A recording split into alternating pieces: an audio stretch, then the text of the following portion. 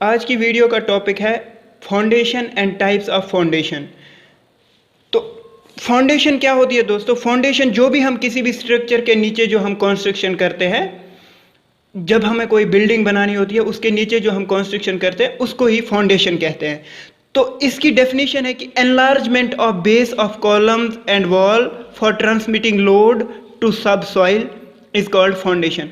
जो हम कॉलम या किसी वॉल के नीचे जो बेस को इनलार्ज करते हैं, बढ़ाते हैं, ताकि वो लोड जो ऊपर से स्ट्रक्चर का लोड आएगा वो ट्रांसफर हो जाए, उसी को कहते हैं दोस्तों फाउंडेशन।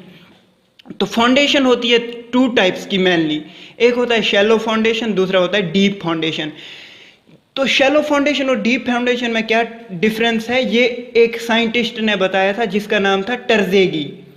तो उनने क्या कहा, अगर किसी फाउंडेशन की डेप्थ इक्वल होगी या लेस देन होगी विड्थ के, फाउंडेशन की जो डेप्थ है, गहराई, वो विड्थ के इक्वल होगी या इससे विड्थ से लेस होगी, तो उसको कहेंगे हम शैलो फाउंडेशन।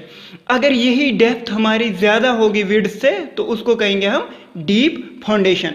और शैलो फाउंडेशन और डीप फाउंडेशन में क्या फ़र्क है एक और, कि शैलो फाउंडेशन वहाँ पे हम प्रोवाइड करते हैं जहाँ पे हमारी अपर सॉइल जो है उसका स्ट्रेंथ ज़्यादा हो, उसमें ज़्यादा बियरिंग कैपेसिटी हो सॉइल में। और डीप फाउंडेशन वहाँ पे प्रोवाइड की जाती है जहाँ अपर सॉइल में उतनी ज़्यादा स्ट्रेंथ ना हो, उसकी बियरिंग कैपेसिटी कम हो। तो पहले हम डिस्कस करते हैं शैलो फाउंडेशन की टाइप्स। तो शैलो फाउंडेशन में दोस्तों आती है 5 टाइप्स। पहली टाइप है इसमें स्प्रेड फुटिंग। स्प्रेड फुटिंग क्या है? इसको कहते हैं, ये एक most common type of foundation है। जो भी किसी भी सिंपल कॉलम के नीचे आपने फाउंडेशन देखी है, एक कॉलम के नीचे जो फुटिंग बनती है उसको हम स्प्रेड फुटिंग कहते हैं। It transfers load of isolated columns और walls to sub soil.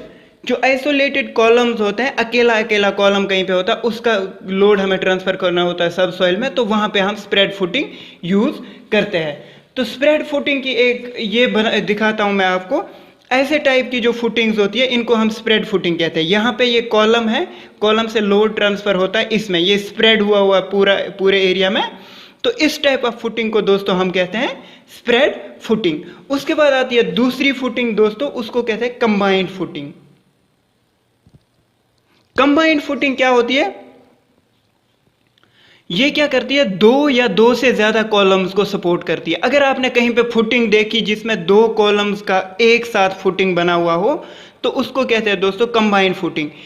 It may be rectangular और ट्रेपिजॉइडल इन शेप। ये रेक्टेंगुलर भी हो सकती है, ट्रेपिज्म वाली शेप में भी हो सकती है। किस पे डिपेंड करेगा वो?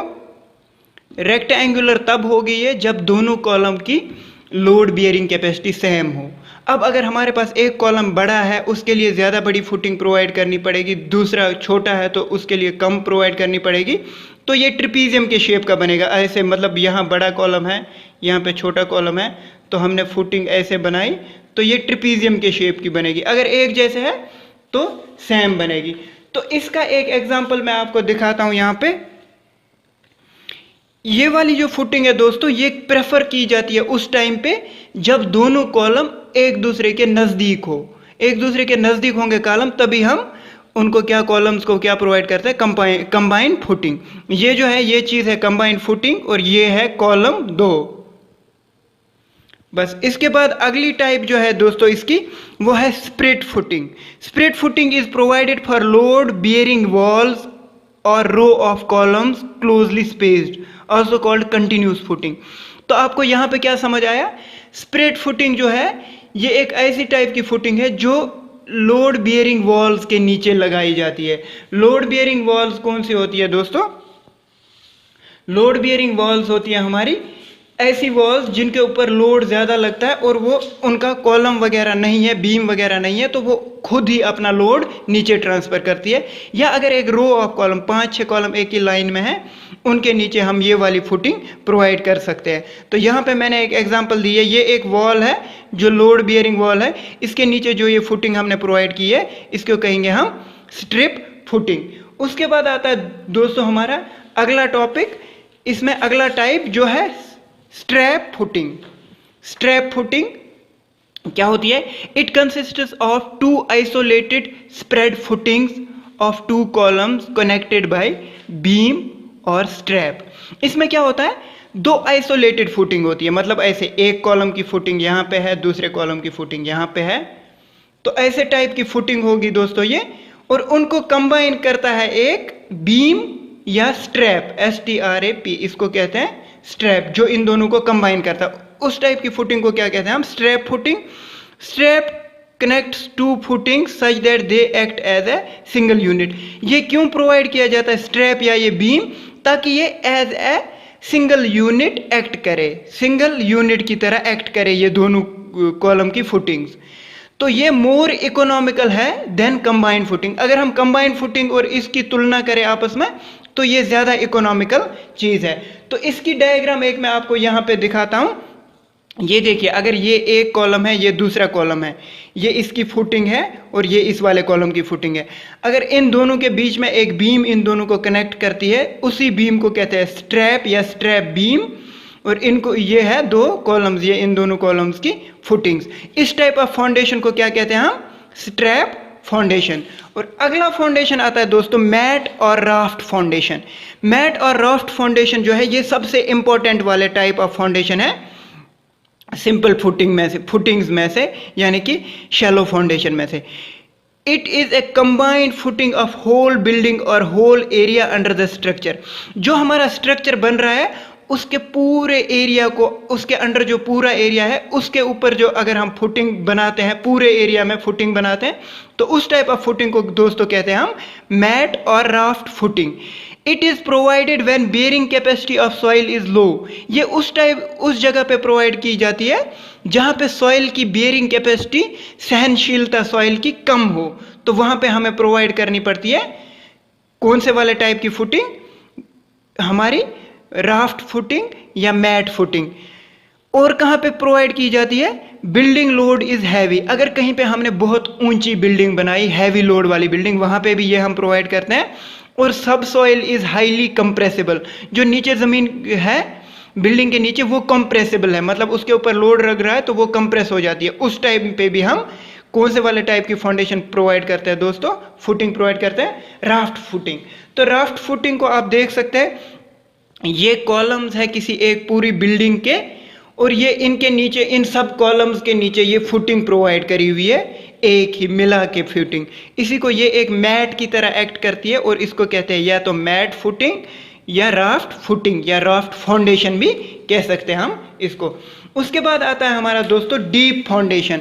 ये तो थे टाइप्स किसके, शैलो फाउंडेशन के। अब हमारे पास आएगा डीप फाउंडेशन।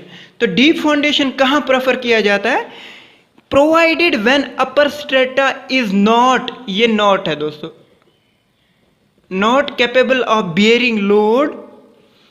कब प्रोवाइड की जाती है डीप फाउंडेशन, जिस टाइम पे हमारे पास जो है शैलो फाउंडेशन है वो नहीं प्रोवाइड कर सकते हम, क्योंकि जो अपर सॉइल है, जो ज़मीन ऊपरी सतह है ज़मीन की, उसमें बियरिंग कैपेसिटी ज़्यादा नहीं होती है, वो ज़्यादा लोड बियर नहीं कर सकती, उस टाइम पे प्रोवाइड करते हैं।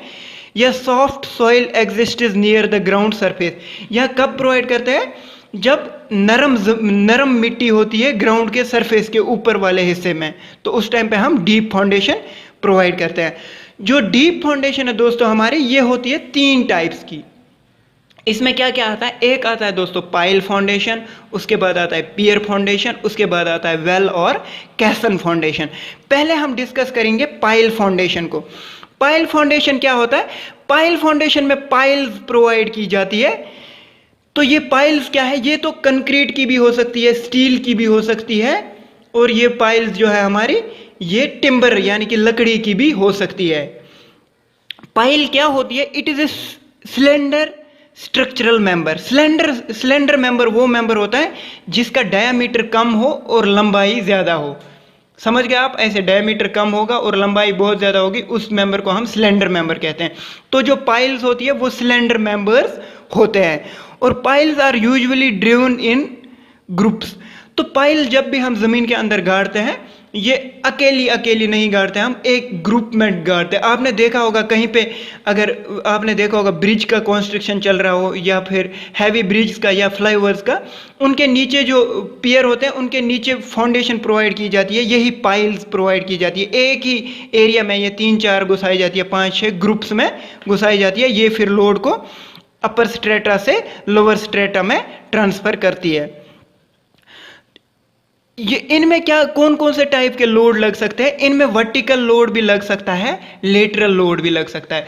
वर्टिकल लोड दोस्तों हो गया जो मेन लोड होता है, जो मेनली एक्ट करता है सीधा नीचे पॉइंट की तरह, और लेटरल लोड होता है जो फैलता है जमीन के नीचे नीचे, जितना हम नीचे जाएंगे उतना वो फैलता जाएगा।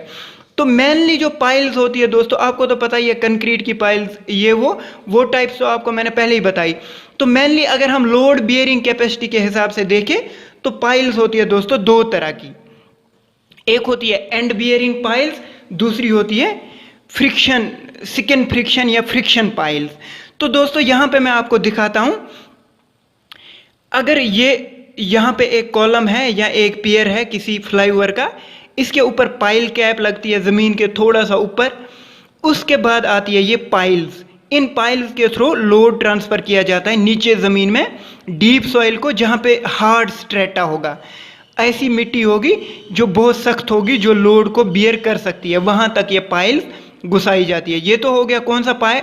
बियरिंग पाइल्स, मतलब जिनमें लोड को बियर करने के लिए हार्ड स्ट्रेटा तक पाइल्स को डीप किया जाता है। दूसरी आती है फ्रिक्शन पाइल्स या सेकेंड फ्रिक्शन पाइल्स। उसमें क्या होता है दोस्तों, जो लोड ऊपर से कॉलम का या पियर का आता है वो इस सॉइल में ट्रांसफर होता है। यहां से ये जो एरोज दिखाए हैं ये फ्रिक्शन की वजह से लोड को ट्रांसफर करते हैं जमीन में, और थोड़ा थोड़ा करके पूरा जो पाइल में लोड था वो जमीन में ट्रांसफर हो जाता है। उनको कहते हैं फ्रिक्शन पाइल्स। उसके बाद दोस्तों आता है हमारे पास पियर foundation.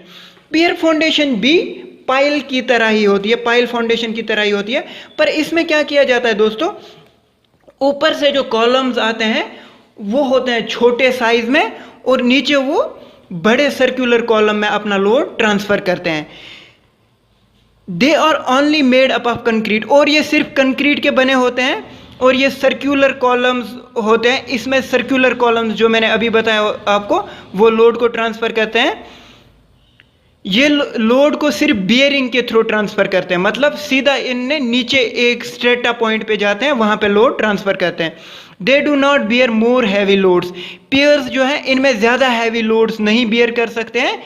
Used in smaller structure, छोटे छोटे स्ट्रक्चर में हम पियर फाउंडेशन प्रोवाइड करते हैं, ज्यादा बड़े स्ट्रक्चर्स में पियर फाउंडेशन को हम प्रोवाइड नहीं कर सकते। यहां पे मैं आपको एक एग्जांपल दिखाऊंगा। ये अगर कोई पियर आ रहा है, इसके थ्रू यहाँ पे इसके थ्रू ये लोड को नीचे ट्रांसफर करते हैं बिग सर्कुलर कॉलम के थ्रू, और लोड नीचे जाता है। या तो इधर पे आपको समझ आ जाएगा, इसके थ्रू ये लोड को लोअर स्ट्रेटा में ट्रांसफर करते हैं। उसके बाद दोस्तों आता है हमारे पास लास्ट वाला टाइप ऑफ फाउंडेशन या डीप फाउंडेशन का आखिरी टाइप, जो है वेल और कैसन फाउंडेशन।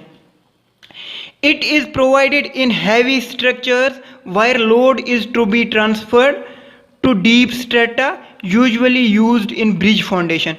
ये heavy structures, बड़े बड़े structure जो होते हैं उनमें प्रोवाइड की जाती है, जहाँ पे हमें लोड को ट्रांसफर करना होता है सीधा डीप स्ट्रेटा में, बहुत ज़्यादा नीचे ज़मीन में लोड को ट्रांसफर करना होता है, वहाँ पे हम ये प्रोवाइड करते हैं। और मोस्टली हम कहाँ पे? ब्रिजेस में ये प्रोवाइड करते हैं।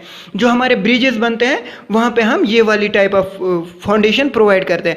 Well foundation resists large lateral loads in case of bridge. तो ब्रिज में जो लार्ज लेटरल लोड्स आते हैं, साइड से लोड आते हैं, उनको भी ये सहन कर सकती है। तो ये वेल फाउंडेशन किस तरह की होती है, इसकी एक डायग्राम मैं आपको दिखाता हूं। ऐसे हमारी वेल फाउंडेशन होती है। ये होगा हमारे ब्रिज का कॉलम या पियर, ये पियर होगा हमारा, पियर या एब्यूटमेंट। आपने सुना ही होगा ब्रिजेस में जो एंड पे जो 2 स्ट्रक्चर्स बने होते हैं उनको एब्यूटमेंट कहते हैं, और जो बीच में होते हैं उनको पायर्स या पियर्स बोलते हैं हम। तो उसके ऊपर एक आरसीसी स्लैब लगती है, उसके नीचे फिर ये बन जाता है वेल, एक सर्कुलर वेल, जिसका आउटर डाया ये है, इनर डाया ये है। अंदर इसकी सैंड फिलिंग हो जाती है, और नीचे यहाँ पे इनमें ये तिरछे नोकीले वाले, ये जो कटिंग्स इसकी होती है, क्रैप कहते हैं इसको, क्रैब, तो ये नोकीले होते हैं ताकि ये सॉइल के अंदर घुस जाए, और इस तरह से ये हमारे पास प्रोवाइड करते हैं। इसका अंदर वाला हिस्सा सैंड फिलिंग की जाती है उसमें, यहाँ से लोड ट्रांसफ़र होता है, इनके थ्रू लोड नीचे आता है, और आधा लोड सैंड के थ्रू भी नीचे ट्रांसफ़र किया जाता है। और ये मोस्टली कहाँ पे प्रोवाइड किया जाता है? बड़े बड़े जो ब्रिज हमारे बनते हैं उनमें हम प्रोवाइड करते हैं दोस्तों, वेल या कैसन फाउंडेशन। तो आज की वीडियो में दोस्तों इतना ही, फाउंडेशन के बारे में इतना ही है हमारे पास अभी फ़िलहाल। अगर आप चाहते हो कि मैं और वीडियोस ऐसे ही बनाता रहूं इन ऐसे टॉपिक्स पे, तो आप कमेंट सेक्शन में मुझे बताइए किस किस टॉपिक पे मैं वीडियो बनाऊं, और मेरे चैनल को सब्सक्राइब करिए, वीडियोस को लाइक करिए और अपने दोस्तों के साथ शेयर करिए। थैंक यू दोस्तों।